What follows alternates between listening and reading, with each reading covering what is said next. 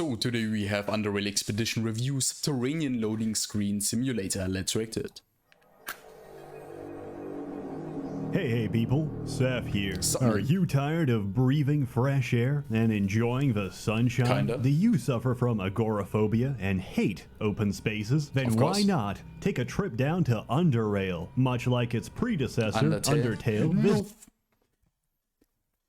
game takes place underground. Bro, I just wanted to make a shitty joke and it actually was in the video. Where humanity exists in a desperate struggle to survive after the surface was nuked by the major mega corporations of the old world into nothing but radioactive ash. Damn. Meet the locals, who are either unhinged, unstable, or just unsocial. Meet the friendly wildlife, which include but are not limited to refrigerators, which no longer hold food. Instead, they hold giant crustaceans lying in wait. Beetles, which now have a frontal cortex. Bro, those caves look like a pixelated version of Path of Exile caves, like for real.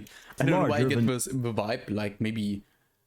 It gives also the same vibe as like old Diablo 2 caves, you know? Most humans, which they use to cook you alive, and cave crawlers, which hide on the ceiling and inject your muscles with a paralyzing venom so they can drop down and suck out your insides like a fly. If that doesn't already sound like a great time, why not hop on down to the city, one of the last few remaining bastions of human civilization. And that's not all. We boast one of the highest murder rates per capita in recorded history. You're guaranteed to be shot, mugged, or drugged within the first 24 hours or your money back. So don't wait up. Sign up now and get dominated like the pipe worker you are in the best dystopian hellscape on the market today. Underrail is an underground cave. So it's basically just a Fallout Underground or what? Fishing simulator with elements of jet ski surfing. It came out at the end of 2015 and it's probably the closest thing to a spiritual successor of Fallout 1 and 2. It's a turn-based CRPG developed by the Serbians, and as with anything that comes from former Yugoslavia, it's absolutely brutal, unforgiving, and brilliant. So why cover it now? Because it also recently got an expansion, Underrail Expedition. Stig generously gave me a copy, so I thought, hey, how long could this possibly take? 1 week and 60 hours later, I finished it. Not the main plot, not the main story, just the expansion. This game is huge. Let's begin. Story. You play as some schmuck with no real ties or background. However, you've been recently accepted as a citizen of Southgate Station, one of the more civilized places in this world. Now, it falls onto you to make sure your new home has a future. And that's it. No great calamity, no great disaster. Like, I hope for some really weird NPC interactions, like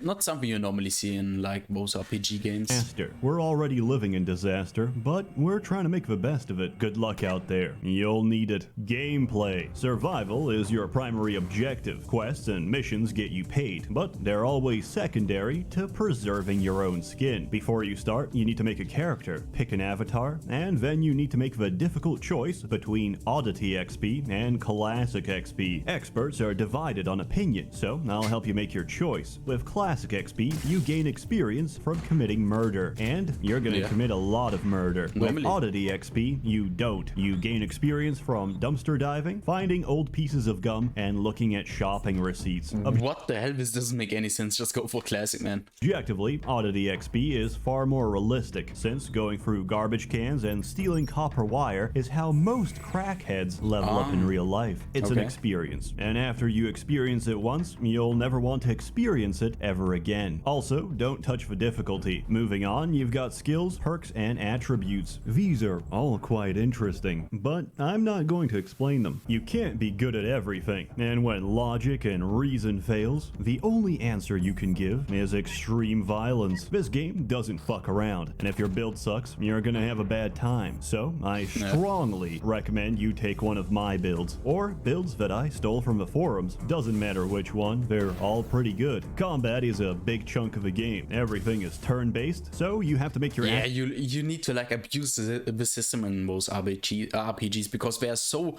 merciless. Like, you can't do shit without getting one shot in some cases. Like, I don't know how it is, how extreme it is in this one, but yeah, it's normal to follow a guide, so you don't need to feel ashamed.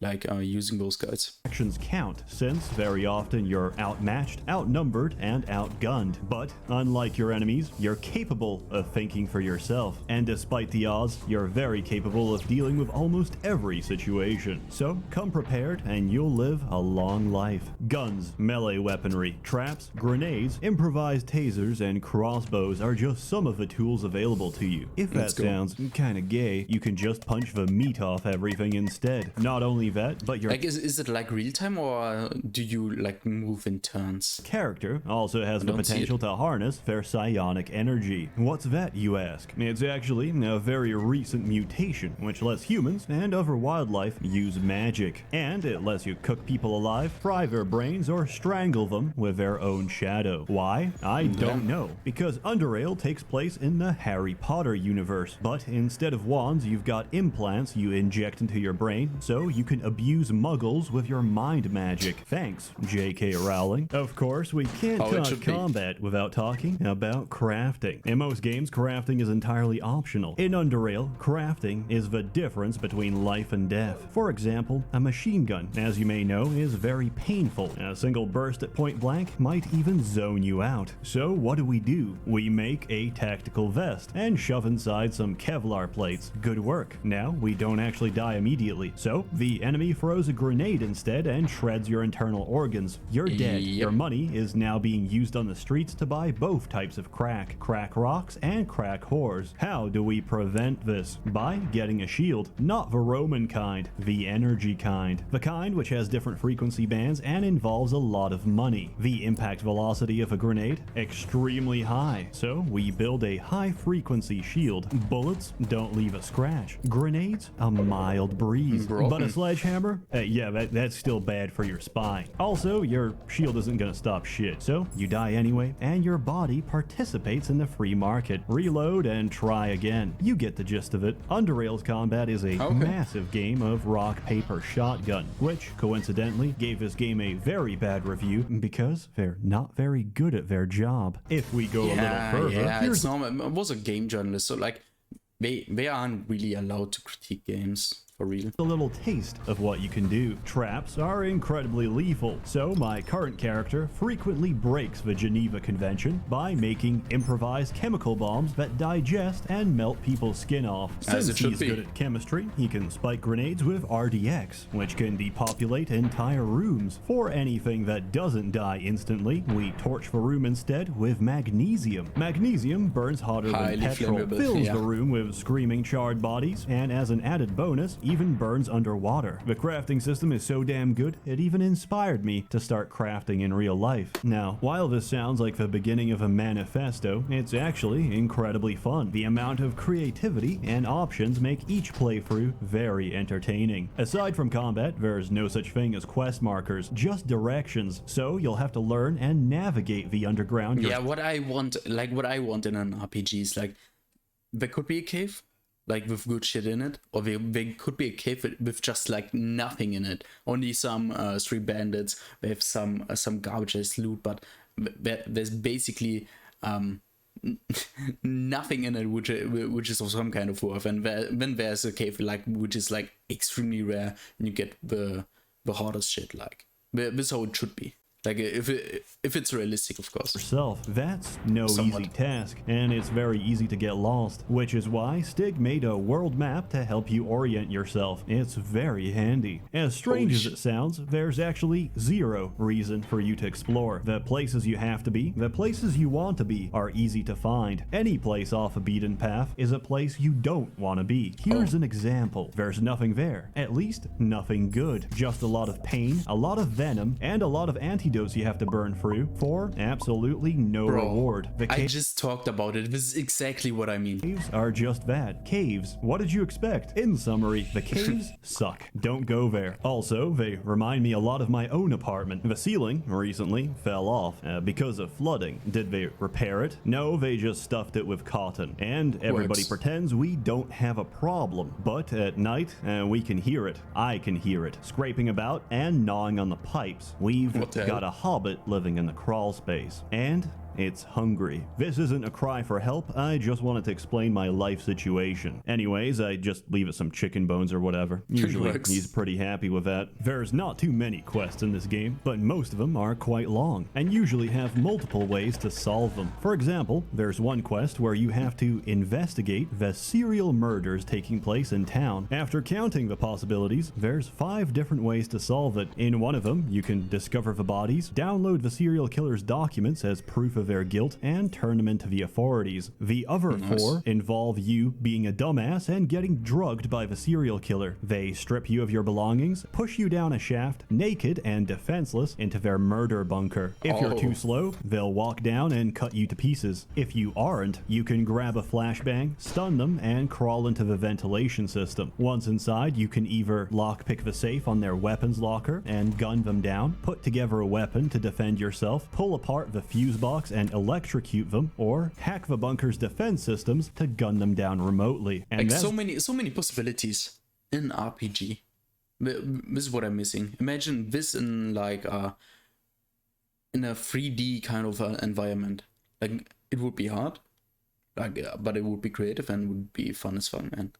Like if we had so many choices, like with 2D it's much more. Yeah, it is still great for, but it's much easier, you know. It's just a small optional side quest. Another quest line has you following the effort is still there, is what I want to say. The visions of some stoner at the bar. Help him out, and you'll find out he's not just some random stoner. He's actually an incredibly powerful being that can walk through holes in reality, and he uses this incredible power to steal hallucinogenic mushrooms from the general public. Sometimes, though, his visions aren't exactly accurate, and he does tend to screw up. This includes forgetting about the mutants he locked in his kitchen before he got high, forgetting about the cats he overcharged in his basement, and forgetting about rift walking health and safety when he teleports you both inside some Slavic military base in the middle of nowhere. He's a great guy, or should I say, a cool dude. This game's got amazing quest design, and if you want more evidence of that, there's another quest which asks you to an RPG game is great when the side quests are actually more interesting than the main story. Like, I hate those standard fetch quests. Like, yeah, go catch like 10 of these fucking bones or somewhere. I don't know. You know what I mean? Like those garbage ass quests no one fucking cares about. Like with this kind of game, this perfectly works. To track down. Imagine those quests in an MMORPG. I'm just dreaming, but it would be insane.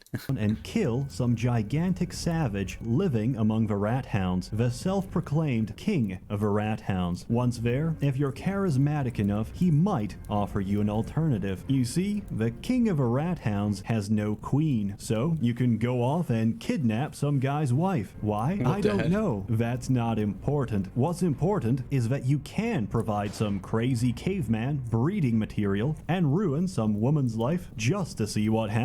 Dialogue is also very well written and doesn't drag on. The music and the atmosphere are absolutely perfect. Wherever you are, you feel it. Wherever you are, you're immersed. It's like I'm actually inside an underground ghetto where everyone is either high off their balls from barrel soup or watching live action blood sports on a TV. Underrail is not a game you play once. I'm not biased. I'm just trying to justify my 200-hour playtime. Expansion! So, what about the expansion? The expansion itself is new content you can access around mid-game once you get to Core City. You get hired as a mercenary contractor to defend and assist an expedition into a region no one dares enter, the Black Sea. What's out there? Death, ruins, pirates. And even worse, for some reason, your arrival has really pissed off the Icelandic natives. And let me tell you, there's a lot of them. There's so many of them that it's only a matter of time before they overrun you. No pressure. This expedition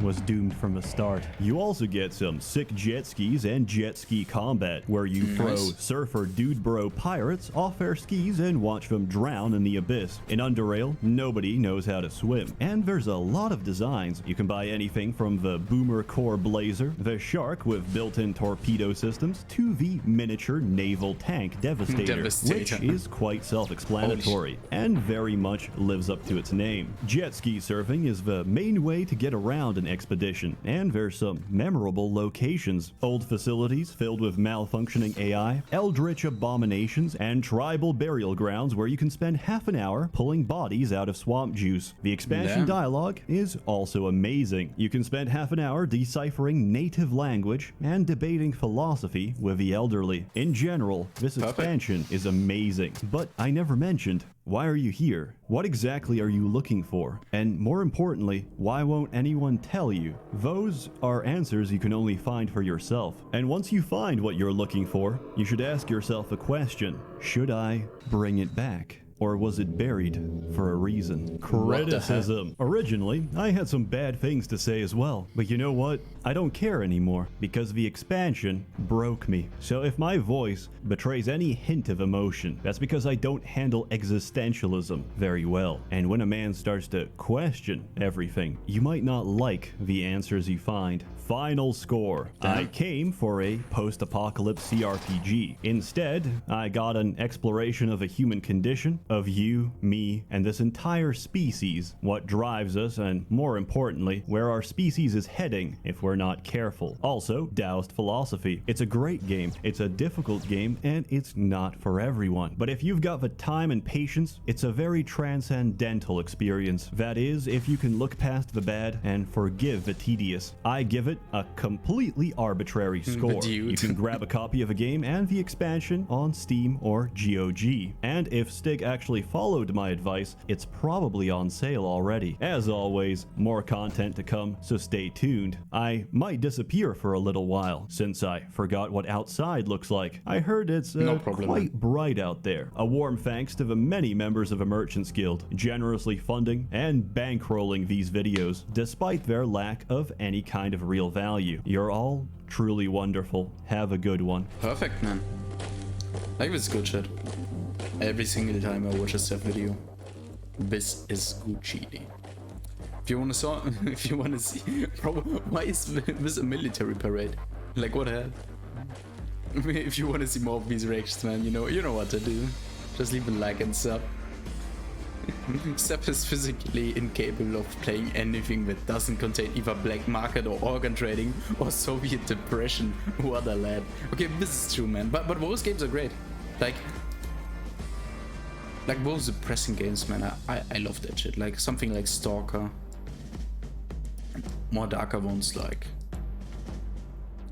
A good game is a game where the environment in it, like, doesn't give a shit about who you are, like where you are, like basically where you're more free and you can do what you want to do. Like I don't like those games where you have to fulfill some kind of purpose, like bad shit. Like, who cares? A game should be a game. You just walk around and do your own shit, get your own story and shit, you know. Yeah, that was great. I guess see you next time. Wafer out.